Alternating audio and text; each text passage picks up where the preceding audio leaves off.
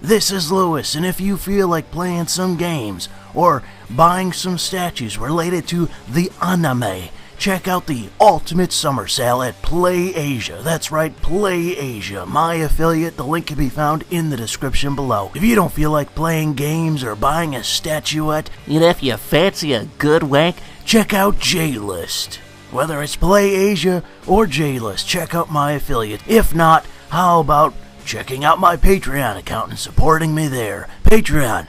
We haven't fucked up in a while, we swear. All the links, as always, are in the description.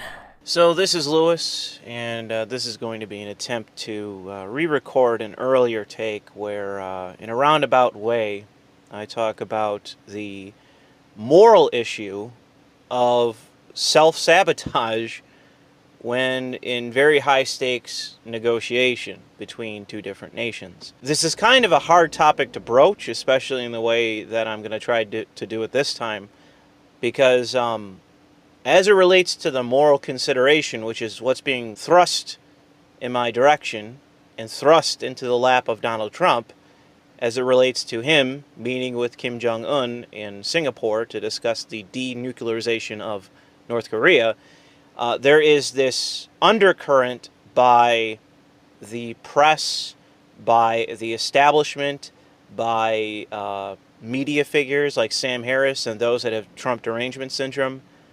There is this undercurrent throughout the talks to sabotage them. And to sabotage them for a small selection of asinine reasons. But the big one that's being put forward is one that I can summarize in this political cartoon that I saw on Twitter that got like 1,000 likes and 1,000 retweets. The thrust of this cartoon is self-sabotage. So I'm not too sure how many people understand, one, how to negotiate, and two, the fact that words don't change anything, and three, that you are actually the immoral actor in this situation as it relates to these negotiations, because the status quo is incredibly dangerous, or what was once the status quo was incredibly dangerous. I'm just going to do a quick refresher for those of you that forget. I know I'm stumbling, but here's a quick refresher. North Korea launched a missile that went over Japan and landed in the ocean. Now, this was a test flight, or a test launch of North Korea's missile system that has the capacity to deliver a hydrogen bomb. A hydrogen bomb in a well-populated Japanese city would kill potentially millions. So we're talking about atomic weapons, or in this case nuclear weapons, being used in a civilian setting to such a capacity that has never been seen in history. It is not comparable to even what the United States did in Hiroshima and Nagasaki. Ironic that it'll be fucking Japan getting nuked, but it'll likely be Japan, by all accounts. At least from as far as I can tell. It probably won't even be South Korea. It'll probably be Japan that's going to be nuked. As you notice, that's where they launched the missile. But the thing is, other than the hypothetical of Japan being nuked, it is the very real possibility that North Korea does a test launch, something goes wrong, whether it's human error in calculation or a technical malfunction with the missile, but there is a very high likelihood that this third world nation will have an error and that missile will land in Japan. Not in the ocean, in Japan, on their territory, in their country. And that will only be seen as an attack. That will not be seen as a international incident. That will not be seen as a malfunction and just a mistake. It will be seen as an attack. You will have agencies like the CIA and others creating malicious information, disinformation, to misinform everyone, including all the way up into the White House, to tell them that it wasn't a test flight gone wrong. It was a nuclear attack that did not go off. Every single time that there is some sort of attack, whether it's in Syria or it was in Vietnam, wherever it was, if there was an attack, if it wasn't just fabricated, it was greatly exaggerated. Because one of the purposes of parts of our government is to establish credible reason for us to intervene in the world. It's not necessarily because everyone involved is an evil actor. It is an entity acting on self-interest. So if we need just cause to attack a nation, we have agencies that will produce that cause. They will fabricate it to justify our actions in the world. That, from a detached perspective, is definitely immoral, but from the understanding of the reasons why these agencies exist, it is amoral. It is simply the means to our end. I don't want to get too far down the fucking rabbit hole of this, but in many ways, the CIA is serving in the American interest, but in my opinion, it's incompetent, one, and two, it's no longer serving in the same capacity that it once did during, let's say, when Nixon was president or Kissinger was around, in a very brutal but pragmatic sense. In my opinion, it doesn't serve that interest anymore. When you have ex-CIA directors openly trying to undermine the sitting president, that's when you know that this agency has gone fully fucking rogue, where it has completely lost any sense of what it is to serve the government, let alone the people. Okay, the government being represented by Congress and the sitting president, which is the executive, who's supposed to have actual oversight over the agency, but doesn't really. It's a rogue agency, in my opinion. Because every fucking ex-director that leaves that organization, that leaves the NSA, they're all trying to undermine the president. Every single fucking one. And they wouldn't have done that with Clinton, because they know that she's on board with the whole fucking internationalist interest. They wouldn't have done to Clinton what they're doing to Trump, because they know that she would have just bent the knee to their power. So anyways, getting back to the topic at hand, if a missile would have landed in Japan, if the missile that went into the sea would have landed in Japan, we'd be on the ground in North Korea right now. Their government would have already been toppled. We would be occupying them. And hundreds of thousands of people would have died. Hundreds of thousands of people would have died in that attack. It is certain that North Korea would have responded if we would have invaded. We would have lost many troops invading. There would have been many civilians killed in the process. Hundreds of thousands would have died in the process of our occupation. Just the invasion and occupation. Not, insurrection and insurgency and all the rest of the possibilities that could arise from our occupation of North Korea. But just in the invasion alone and occupation, setting that up, hundreds of thousands would have died in that process. Now, that is a moral consideration that for whatever reason is being left out of what could have happened, what would have happened, should that missile that launched into the sea not made it and had instead landed in Japan, which is a very real possibility. That very easily could have happened. Because again, this is a third world nation experimenting with fucking rocketry, which is not an exact science. Even for us in the first world. Look at the Challenger that fucking exploded? That was like 1992, 1991? What was it? Okay? We're still not great at it either. And you're telling me that this third world shithole fully understands the calculus that's necessary to perfectly launch a missile? No fucking way. The chances of a mistake or error occurring is very high. And if it happens, if it lands in friendly territory, we're fucking going in. And that's hundreds of thousands dead.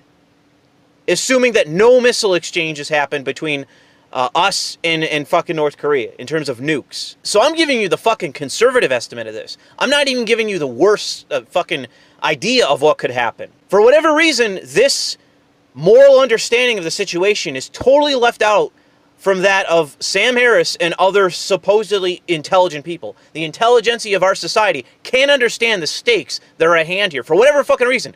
Almost always in a self-serving manner, by the way. Such a coincidence. It's almost always fucking self-serving that no one's considering this. But anyways, getting back on topic, exactly. Sam Harris goes on Dave Rubin and bitches and moans about the same shit that I've been seeing for the last few days about how, oh, Trump praised Kim Jong-un. He saluted this fucking random general. He's doing this. He's saying that. I think that the U.S. no longer stands, at least in the eyes of the world, the U.S. no longer stands for sanity on some fundamental questions of human values. I mean, like, whether it's, climate change and environmentalism and doing something sane with respect to that, or, human rights. I mean, he just took a meeting with perhaps the greatest human rights violator, certainly the current generation. And it's just clear now that the U.S. will glad hand a dictator and say nothing about the fact that he's running a gulag system, and they have been for decades. That used to be unthinkable, and that extinguishes a certain hope of kind of moral high ground that the rest of the world, I think, rightly depended on us for. And given the current occupant of the Oval Office, we've completely abandoned that. When the whole point of him going to Singapore, the whole point of Kim Jong-un meeting him in Singapore, the whole point of these talks is the denuclearization of North Korea. Spoken so passionately about the circumstances that led to Otto Warmbier's death. Yeah. In the same breath, you're defending now Kim Jong-un's human rights records. How can you do that? You know why? Because I don't want to see a nuclear weapon destroy you and your family. Well, and by the way, you've declared the nuclear threat from North Korea is over. I don't want to see a nuclear weapon destroy you and your family. I want to have a good relationship with North Korea. I want to have a good relationship with many other countries. And what I've done, if you remember, if you're fair, which most of you aren't, but if you're fair, when I came in, people thought we were probably going to war with North Korea. But if we did, the threat is over. Is it over? Quiet. If we did, millions of people would have been killed. I don't mean like, people saying 100,000. Seoul has 28 million people 30 miles off the border. You would have had 30, 40, 50 million people killed. Who knows what would have happened? I came in, that was what I inherited. I should have never inherited. That should have been solved long before I got there. The whole point is bullshit, posturing, praising, empty bullshit for the purposes of not going to war. That's what this is about. This is about peace, maintaining stability and order in this region of the world. That is the point of this meeting. And the American interest is denuclearization in North Korea, removing that card from their deck, which makes them far less dangerous as a nation. The interest of North Korea is worldwide recognition, which is pretty much always been what they're after. Also, not being fucking overthrown in Iraq. That's number two.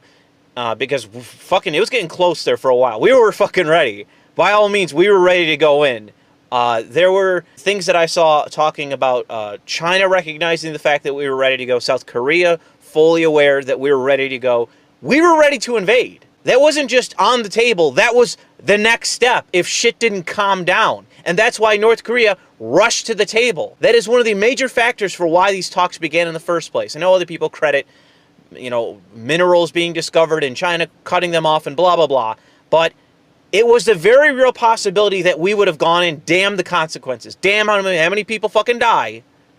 We were ready to go in. We now have a very good relationship with North Korea. When I came into this job, it looked like war. Not because of me, but because if you remember the sit down with Barack Obama, I think he will admit this, he said the biggest problem that the United States has, and by far the most dangerous problem, and he said to me that we've ever had because of nuclear, is North Korea. Now that was shortly before I entered office. I have solved that problem. Now we're getting it memorialized and all, but that problem is largely solved, and part of the reason is we signed, number one, a very good document. But you know what, more importantly than the document, I have a good relationship with Kim Jong-un. That's a very important thing. I can now call him. I can now say, well, we have a problem. I told him, I gave him a very direct number. He can now call me if he has any difficulty. I can call him. We have communication. It's a very good thing. People are shocked that this is the kind of, they thought Trump was going to get in. He was going to start throwing bombs all over the place. It's actually the opposite. And again, that's totally forgotten. No one wants to consider that, how many people would have died. No one cares. The fact is that these talks are the desired outcome of both parties. Everyone wants for there to be peace. everyone wants, except for the North Koreans, for there to be a denuclearized North Korea. It lessens the danger that currently exists in that region. It is a destabilizing factor that we are working currently to remove, as we've continued to do, as the security that we've provided, the stability and security we've provided in that region since the Second World War. This is a continuation of that policy. Trump is doing nothing new. Nothing new is being done in Korea, or excuse me, in East Asia currently. Nothing. We're doing exactly as we've done before, and unlike before, we seemingly are making progress. What Trump is trying to do currently is hook Kim Jong-un and the North Koreans to make sure they follow through. They don't just sign some bullshit and walk off. They follow through and denuclearize their country and allow inspectors in to make sure that happens. That is what Trump is trying to hook Korea into making sure they do it. And so every time he praises them, every time he makes it a point that he trusts him, that he's a good guy, that all the other shit, he's hooking the onus to be on Kim Jong-un, not him, not Trump. The purposes of praising an egomaniacal fucking dictator is to couple denuclearization, your ego. Denuclearization, following through on what you promised, your ego. That is the strategy. It is self-evident what Trump is currently trying to do with these negotiations. But for whatever reason, to someone that has an extreme Trump derangement syndrome, such as Sam Harris and everyone else on fucking Twitter, it's unbelievable to me how many people I've seen with blue check marks, whether on the right or the left, that fundamentally don't care. Fundamentally don't care about what is actually trying to be achieved here. And is doing everything in their power, such as Jim Acosta shouting shit at Trump while he's making history, signing an agreement with Kim Jong-un in the same fucking room as him. That's history in the making. You try to undermine it by shouting shit at him, by trying to disrupt incredibly high-stakes peace negotiations. President, did he agree to denuclearize, sir? We're starting that process very quickly. Very, very quickly. Absolutely. Did you talk about auto warm beer, sir? That's not a moral consideration to have. That's totally fine. That's a totally moral thing to do because he's an evil person. You know, how many photos need to be produced of American senators with terrorists, with American presidents with terrorists in the Oval Office, with us shaking the hands of dictators and tyrants and scum of the earth? How many fucking easy, readily available images do I need to put forth to show you that since the inception of the country, since the inception of every country that has ever been or will ever be, has interacted with evil actors? Every moral actor on the face of this earth, every arguably moral actor, okay, has interacted with an immoral actor for the sake of self-interest or even mutual interest. Every moral actor that has ever been or will ever be will interact, especially if we're talking about on the international relations stage. Every moral actor will interact with an immoral actor. It's not even like self-evidently true. It is something that is beyond even arguing. There is no other option. You are actually retarded if you believe that we are ever going to live in a world where it will only be moral actors acting with moral actors. That will never occur. Never! So long as every human has the capacity, and they do, to do evil, we will never live in that world. So long as that is conceivable, and it will always be the case, we will never have a world where it'll only be moral actors interacting with moral actors. That will never happen. John Lennon would correct you and say that you are being too ideological. You are being too utopian. John Lennon would correct you. That is how fucking ridiculous you're being in the situation. When you're saying that Trump needs to go out there and lecture a dictator, an egotistical dictator, he needs to lecture him about his human rights record in the middle of peace talks. That is fucking retarded for you to argue. Because, and here's the thing, it's not just retarded. It is easily distinguishable as immoral. Because you are sabotaging peace talks. You are sabotaging high-stakes negotiations between two nations. One that is easily distinguishable as an irrational actor that is armed with hydrogen bombs. This is not US versus Russia. This is not US versus UK. This is not us versus Israel or France. This is us versus a third world dictatorship with fucking nukes and the apparent willingness to launch missiles into nations that we've had a fucking history with in terms of our military alliance that goes well beyond even my parents' lives. That's who they're threatening currently.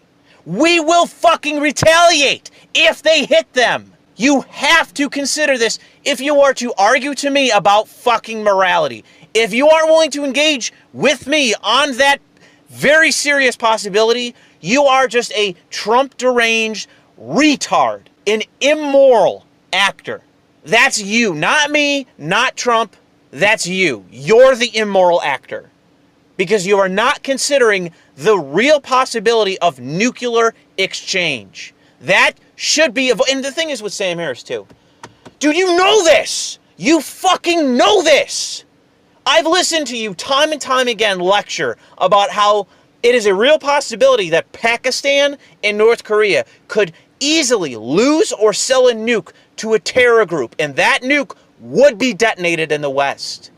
So long as Pakistan and North Korea has nukes, it is an imminent threat, an existential threat to the West. It won't be in Japan, it won't be in China, it won't be in fucking Russia, it won't be in fucking North Africa, Egypt, okay? It'll be in the West. It'll be France, it'll be Sweden, it'll be the UK, it'll be the US or Canada. It'll be us that they use that nuke against. It will be a genocide. Hundreds of thousands, if not millions, dead. Sam Harris, I know you know this. I've listened to you talk about this ad nauseum. You know this. And yet you're sitting there arguing, why doesn't Trump self-sabotage? Why doesn't Trump sabotage these negotiations by lecturing a egotistical, completely materialistic dictator about his human rights record? Dude, he doesn't care! It would just be sabotaging the fucking negotiations. You numbskull. You Trump-deranged numbskull. Think about this. Do you think Saddam Hussein gave a shit about people lecturing him about his human rights record? Do you think Stalin was sitting there going, oh man, I'm worried about the International Council, the UN condemning me for my human rights record? They don't care. They don't care. All this would be Western virtue signaling for the sake of fucking nothing, for the feelings of upper middle class intelligentsia twats, and in the process, green-lighting the ability of nuclear exchange or, Sam Harris, as you know, the possibility of terrorists getting their hands on a nuke and detonating it in the West. That's what you're fucking on board with. That's what you're abiding. Someone like myself that didn't even vote for Trump, hoping that this works out perfectly, wanting Trump to succeed, wanting the North Koreans to be on the hook and following through and denuclearizing, I'm on the side of actual moral consideration. I'm on the side of understanding what's at stake. You aren't. You're trying to fuck this up. And for what?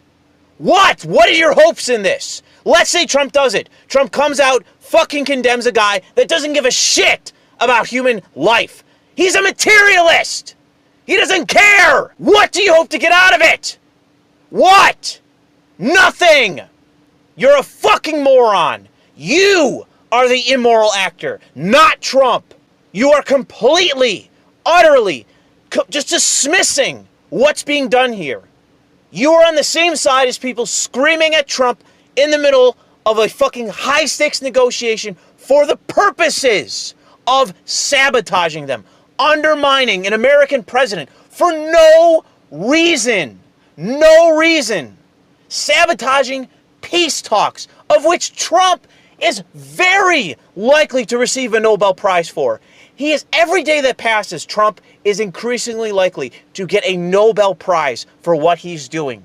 And this is what you're trying to sabotage. Sam Harris, Jim Acosta, all the fucking verified journos on Twitter, everyone that doesn't want Trump to succeed for their own fucking bourgeois purposes, their own self-interested, egotistical purposes. You are traitors. You are traitors to America. You are traitors to representative government, by the way. There was an election you fucking lost. Get over it. Representative government. It is legitimate. Shut up. You're a traitor to that, and you're a traitor to greater peace and stability in the world. We live in the most peaceful fucking time in history, and you're trying to eliminate that. If we remove this card from the North Korean deck, if we take this piece off the table, then we will have made this world a more peaceful place.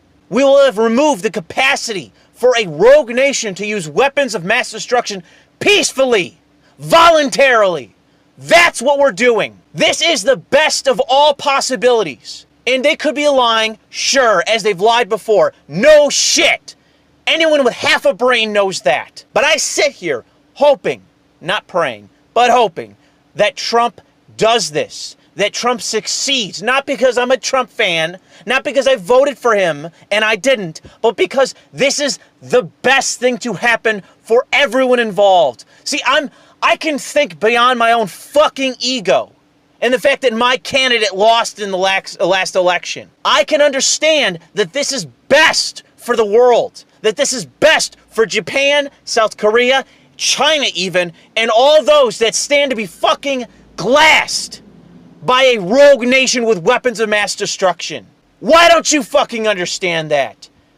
You utterly repugnant pieces of shit. Why don't you understand what is happening here? That history is being made. You should want, more than anything, for Trump to succeed. That should be your primary fucking concern. I want Trump to succeed. I want North Korea to denuclearize, and maybe over time for them to stop being a dictatorial shithole. Not that you give a shit about what we're doing with China. No one cares about China and them being a totalitarian shithole. Let's make NAFTA 2.0 and continue that shit and enrich them even further. No one gives a shit about that, morally speaking. No one. And not you either, Sam Harris. I don't want to hear your shit about, oh, I'm the moral arbiter of the world. Okay, what's the last fucking thing you've had to say about China and our relationship with them? The fact that our money, our investment pouring into that nation is assisting a totalitarian regime to oppress their own people. When's the last fucking time you've had anything to say about that, Harris? Huh? When? I haven't fucking heard it. Even though people can dismiss me and say that I'm too angry, I'm way too over the top, my voice is too high pitched, I'm being too loud, I'm right. I'm fucking right. And it's not just because, oh, I'm looking in the mirror and I'm the new intelligentsia of the fucking world. It's because I'm actually considering the moral implications of what's occurring now in this situation. I'm actually considering it from an actual objective standpoint, or the best to my ability, not from a biased perspective of Queen Hillary lost in the last election, and I have a problem with that. It's unbelievable to me that it's been 2 years and people can't get over this. It's been 2 years and people can't get over it. It's reminiscent of Bush v. Gore, but at least then it was like, yeah, it was controversial. It went to the Supreme Court. It's like, yeah, people were upset because it was decided in the Supreme Court rather than on the ground, and Gore conceded and blah, blah, blah. And it's like, yeah, there's ground for controversy there. But are we going to be in Trump's second term and we're still arguing whether he's Mussolini or not, when literally the worst thing he's done, the worst thing is he's actually enforcing our immigration law. Oh man, it's so draconian. Yeah, he's just enforcing the law. It's just the law. Change the law. Change the law. If you want open borders, change the law. Vote in some anarchists, change the fucking law. Otherwise, Trump's just enforcing the law. He's winning every case battle that a fucking activist judge launches. He's winning every one. Oh, Trump the tyrant. He's enforcing immigration law. Wow, that's so terrible. Oh man, look at this person that's been in the country for 50 years and now they're being deported because they violated their fucking terms. That's terrible. Oh, look at this guy. He's from South Korea. He's being deported and he's only ever known this nation, but he never bothered to actually get legal status or citizenship. Never bothered for either. Wow, how horrific. That's the worst fucking thing these people have on Trump, is that he's actually just enforcing the fucking law as it is on the books. Wow. What, you know, El Duce has fucking reincarnated. He has returned. It's pathetic. It really is. But I gotta go. So thanks for listening. And, you know, we'll see where things go in the future. All right.